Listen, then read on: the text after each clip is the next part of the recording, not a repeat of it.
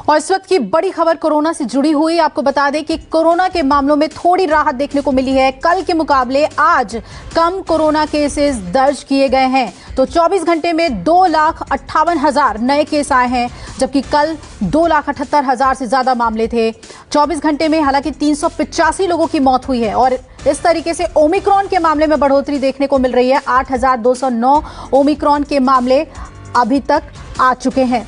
मुंबई से आपको दिखाते हैं मेरे सहयोगी राहुल पांडे की रिपोर्ट। मुंबई में रविवार को कोरोना के मामलों में एक बार फिर गिरावट देखी गई है, लेकिन आंकड़ा जो है वो कहीं न कहीं राज्य भर का आंकड़ा वो चिंता बढ़ाने वाला है। अब भी पूरे महाराष्ट्र में 40,000 से ज़्यादा केस जो हैं वो रोज़ाना दर्ज किए जा रहे हैं। रविवार की माने तो रविवार के दिन 29 लोगों की मौत राज्य में हुई है।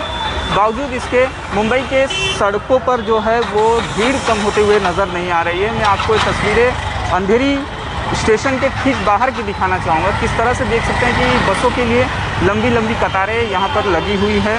रेलवे स्टेशन है, बड़ी संख्या में लोग जो है यात्रा कर रहे हैं। पैसेंजर्स की जो संख्या है वो लगातार बढ़ रही है। भीड़ जो है वो अब भी कायम है। इस ऐसे में यहाँ पर जो है सोशल डिस्टेंसिंग के नियमों की धज्जियाँ जो है वो कहीं ना कहीं उड़ रही है। ऐसे कई लोग भी हैं जो बिना मास्क के भी नज़र आ जाएंगे। कैमरा पड़ते ही उनके चेहरे पर मास्क जो है वो आ जाएगा। सावधानी जो है वो बेहद ज़रूरी है। मैं तस्वीरें आपको दिखाना चाहूँगा। ये तस्वीर जो है बस स्टॉप की है अंधेरी के पास। आप देख सकते हैं कि बसेस में भीड़ जो है वो लगातार बढ़ रही है। लोग बड़ी संख्या में रोज़ाना वर्किंग डेज हैं या अपने दफ्तर के लिए निकले हैं। ये बस स्टॉप की जो है तस्वीरें हैं। आप भीड़ जो है देख सकते हैं कि कितनी ज़्यादा है।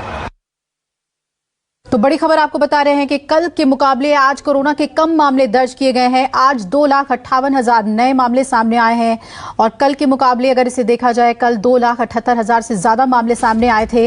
हालांकि ओमिक्रॉन के मामले बढ़ रहे हैं लगातार और आज 24 घंटे में 385 लोगों की कोविड से मौत हुई है। ओमिक्रॉन के 8,209 नए मामले सामने आए हैं। और मेरी सहयोगी पल्लवी झा जुड़ी हुई हैं दिल्ली से। पल्लवी, इन आंकड़ों में जो राहत दिख रही है, क्या वाकई में अभी कोविड को लेकर तस्वीर ऐसी है, मामले कम हो रहे हैं, हम बच रहे हैं कोविड से?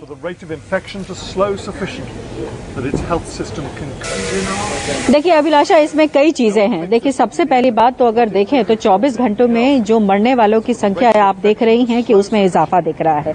यानी जो जानकार कह रहे थे कि ओमिक्रॉन के साथ डेल्टा भी इस वक्त मौजूद है, तो कहीं ना कहीं वो एक घातक हो रहा है और जिसकी वजह से हम देख रहे हैं कि कोविड की वजह से लोगों की जो है जानें वो जा रही हैं। दूसरी बात, जब हम बात कर रहे हैं कि संख्या घट रही है अब जो है कोविड केसेस की, तो उसके कई कारण हैं। सबसे पहला कारण ये है कि कुछ राज्यों में ये कहा जा रहा है कि पीक अटेन हो चुका है, अब वो फॉल की तरफ बढ़ रहा है, यानी उसमें दिल्ली और मुंबई शामिल है।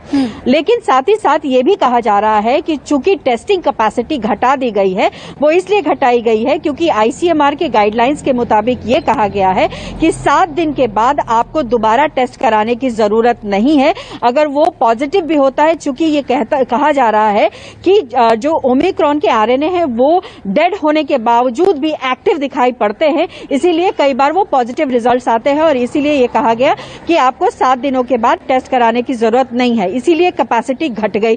दूसरी बात यह है कि बहुत सारे लोग ऐसे हैं जो घर पर ही टेस्ट कर ले रहे हैं, तो कहीं ना कहीं उसके जो आंकड़े हैं वो साफ तौर पर नहीं दिखाई पड़ रहे हैं कि कितने लोग पॉजिटिव हुए हैं या कितने लोग जो है वो नेगेटिव हो रहे हैं, तो वहां पर स्पष्टता नहीं दिखाई पड़ती है।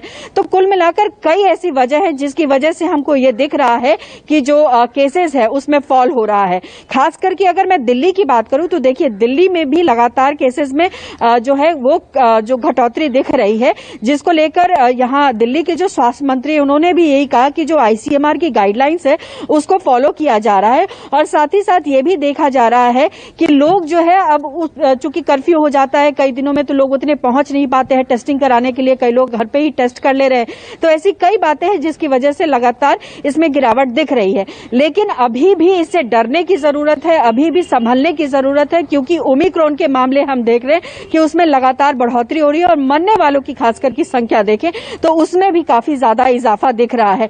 तो अभी भी सुरक्षित और सचेत रहने की जरूरत है, क्योंकि कई जो आंकड़े हैं वो अभी स्पष्ट नहीं है और ऐसे में संभलना ही सबसे बेहतर बेहतर उपाय है अभिलाषा। यानी कि आंकड़ों से खुश होने की जरूरत नहीं है, अभी भी सतर्कता बरतने की जरूरत है। तो पल्लवी, ये समझना चाहेंगे आपसे कि जितनी भी पाबंदियां लगाई गई हैं दिल्ली में, मुंबई में, अलग अलग राज्यों में, तो क्या आंकड़ों में दिख रही इस राहत का असर पड़ेगा, पाबंदियां कम होंगी, या फिर अभी कुछ दिनों तक ऐसे ही सख्ती बरतने की जरूरत है?